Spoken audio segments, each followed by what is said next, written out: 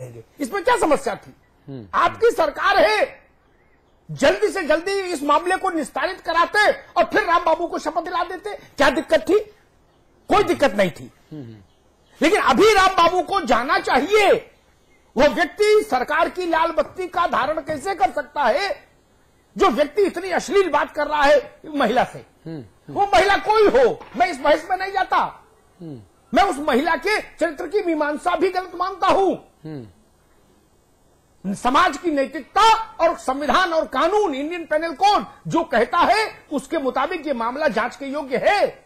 और अगर ये मामला जांच के ही योग्य नहीं होता तो वहां का औरैया का नौजवान कलेक्टर ये क्यों कहता कि मैं जांच कराऊंगा? प्रथम दृष्टया ही खारिज कर देता। अच्छी बात कही पाठक जी ने। अगर सत्ता प्रतिष्ठान का सबसे बड़ा चेहरा सार्वजनिक तौर पर यह बयान दे दे कि ये सब फर्जी बात है, बेकार है, तो उससे नौकरशाही को एक संदेश जाता है। नहीं, आप बढ़ावा दे रहे हैं। नौकरशाही को संदेश जाता है कि सरकार नहीं चाहती कि इस मामले में न्याय हो। तो ये चूजे कहीं दम तोड़ देंगे। ये चूजावाद जो राजनीति में आया है, कैसी अभद्र बात कह रहे मंत्री कि अकेले मत चला करो, जब भी आया करो लखनऊ आती जाती रहो तो एक महिला नहीं चूजा लेके आया करो। महिलाओं के प्रति ये भाव आपका, इस देश की आधी आबादी जिसके गर्भ से आप निकले, हम निकले, इस धरती पर जो निकला वो महिला के गर्भ से निकला। और आपकी बेटियां हैं, आपकी बेटियां होंगी, बहुएं होंगी, नातने होंगी, पोतियां होंगी, आपकी उम्र ये है। और आपको 18-20 साल की लड़की चाहिए? किस ढंग का अनाचार, किस ढंग का दुराचार, किस ढंग की अमर्यादा। और यह मर्यादा अगर सत्ता में हो जाए हम चुप कैसे रहे? लोहिया कहते थे सड़कें अगर मौन हो जाएंगी तो संसद और विधानसभाएं आवारा हो जाएंगी। नियंत्रण चाहिए, लगाम चाहिए, और वो लगाम हम लगाएंगे। हम राम बाबू यादव को कटघरे में खड़ा करेंगे। मुलायम सिंह जी कह सकते हैं, उनकी पार्टी का मामला है, वो अगर इनको गौतम बुद्ध भी होने का प्रमाण पत्र दे दे मुलायम सिंह जी, तब भी हम ये सवाल उठाते रहेंगे कि ऐसे चूजा प्रेमी मंत्री हटाए क्यों नहीं गए। एक मनोज पारस का मामला अभी सुलझा नहीं, वो बलात्कार के मामले में आरोपी है एक अदालत में, वो मंत्री है। ये दूसरे चूजा प्रेमी आ गए।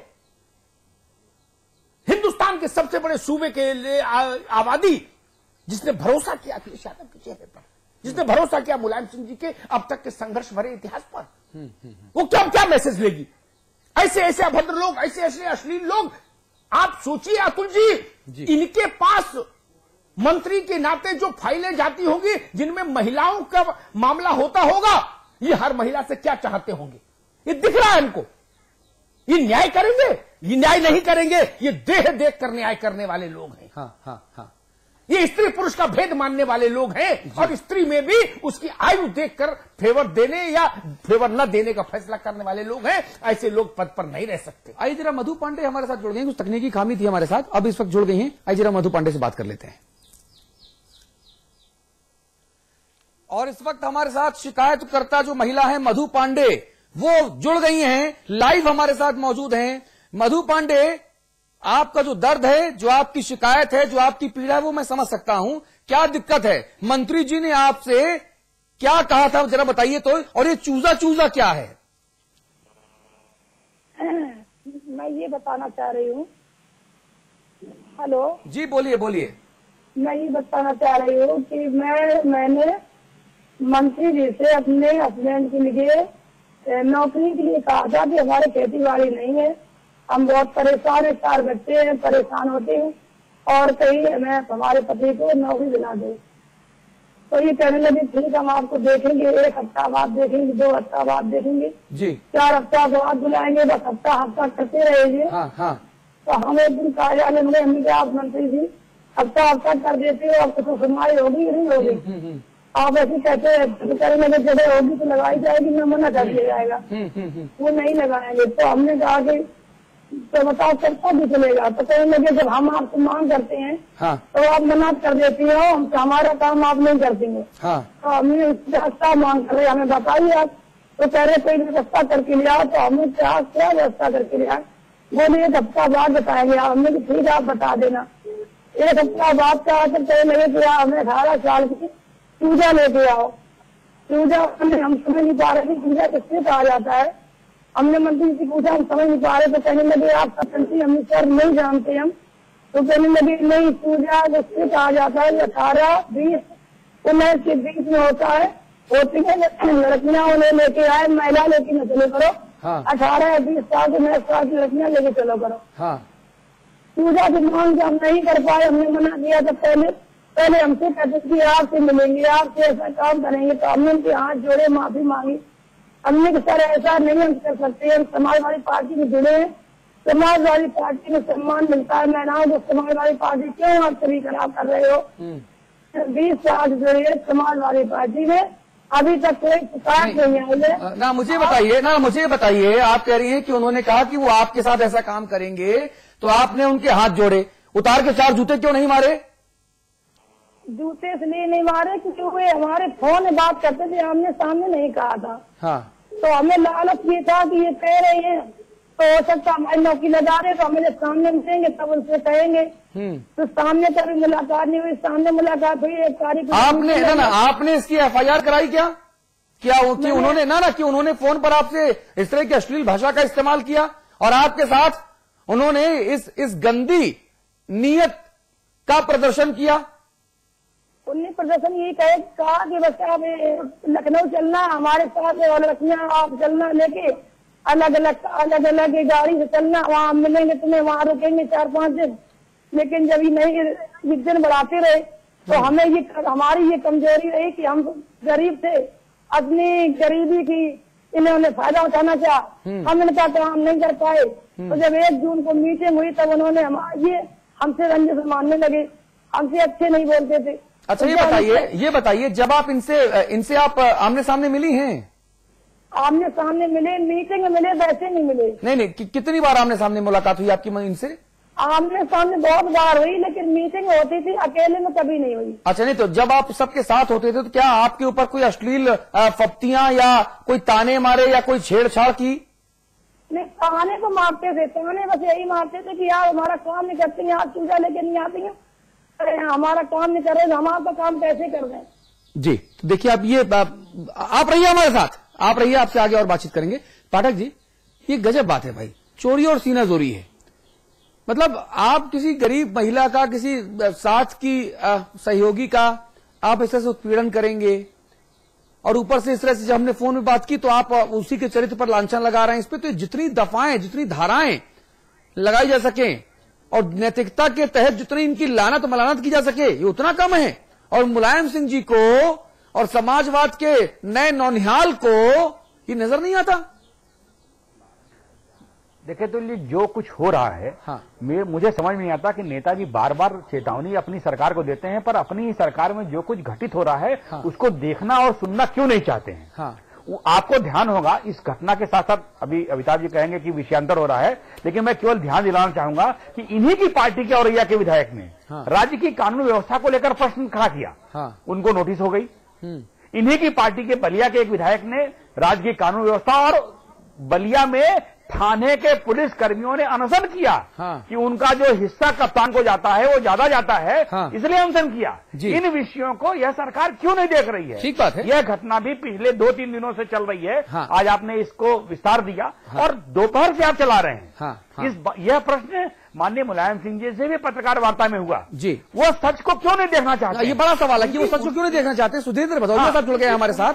उनकी पार्टी की एक महिला नेत्री ललितपुर के जो जिला अध्यक्ष है, उसे अपनी पार्टी के नेता के विरुद्ध अवैध खनन के मामले में अनशन करना पड़ा।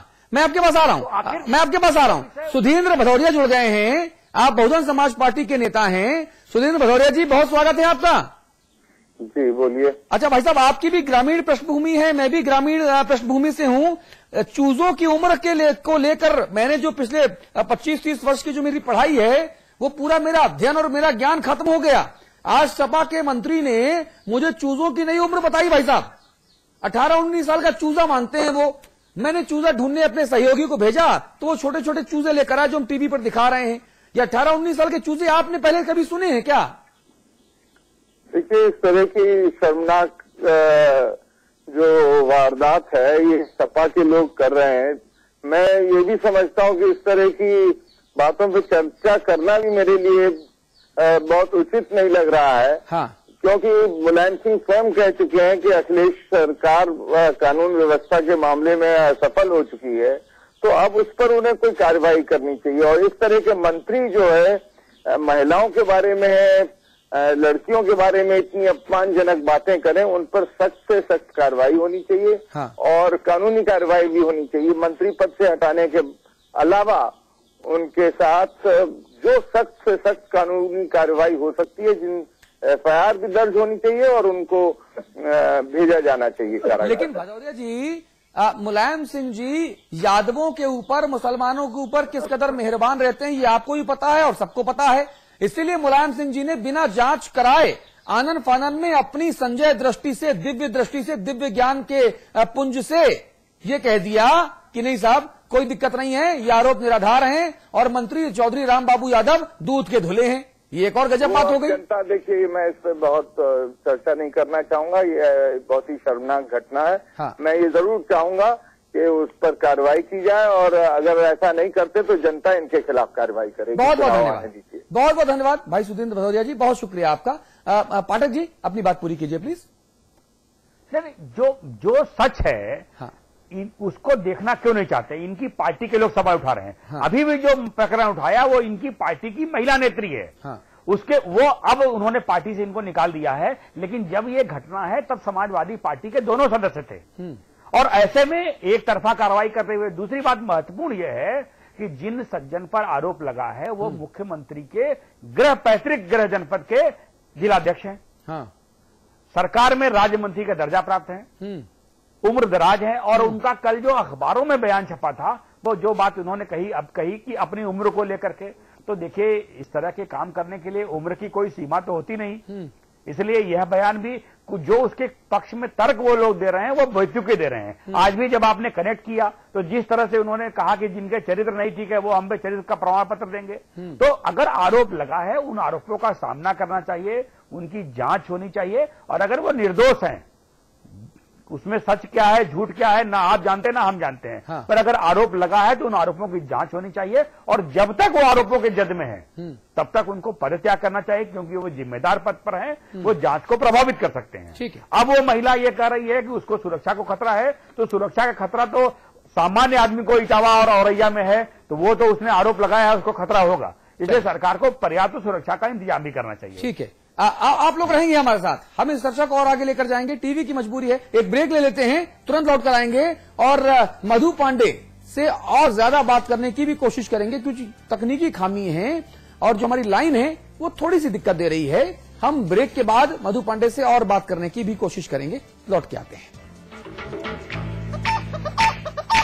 चूजा चूजा चूजा चूजा चूजा चूजा चूजा चूजा, ये चूजा चूजा क्या है, ये चूजा चूजा। उत्तराखंड में आई दैवीय आपदा में उत्तराखंड वासियों ने फंसे हुए यात्रियों की सेवा व मदद करके देश के साथ साथ विदेशों में भी उत्तराखंड का सर गर्व से ऊंचा कर दिया है।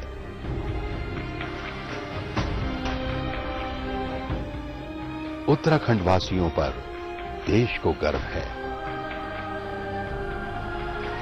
हिमालय की सुनामी से आई भयंकर त्रासदी में इस देवभूमि और वीर भूमि के भाइयों और बहनों ने जो साहस और धीरज के साथ देश भर से आए फंसे हुए यात्रियों की सहायता की, उसके लिए देश को आप पे गर्व है और हम आपका आभार व्यक्त करते हैं और आपको विश्वास दिलाते हैं कि हम पूर्ण निष्ठा और तत्परता के साथ आपको हुई क्षति और क्षेत्रीय समस्याओं का शीघ्र ही समाधान करें।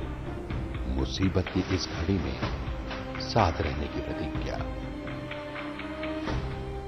सेना और सरकार के संयुक्त प्रयासों से आपदा प्रभावित क्षेत्रों में फंसे सभी लोगों को निकालकर सुरक्षित स्थानों तक पहुंचा दिया गया है। राज्य सरकार के विभिन्न महकमे, सेना और देवभूमि उत्तराखंड की जनता पीड़ितों की सेवा में लगी हुई है। बहुत अच्छा काम कर रहे हैं, इतनी सारी पब्लिक है, सबका भूख का प्यास का ध्यान रखना एक बहुत बड़ी बात होती है और वो इतने अच्छे से कर रहे हैं। सरकार का बहुत धन्यवाद है कि हमारी जितनी हो सकती उतनी मदद करते हैं। बहुत मदद किया यात्री लोगों को। बाहर से आए यात्री अपने घरों को रवाना हो रहे हैं और उनको रेल एवं बस के निःशुल्क टिकट के साथ ही रास्ते के खर्च के लिए 2,000 रुपये नकद भी दिए जा रहे हैं। Really, Uttarakhand Sarkar in every way they helped us. Absolutely. The army, the police, the civil, the government, in every way they protected us, they helped us, and presently also we are having really nothing with us.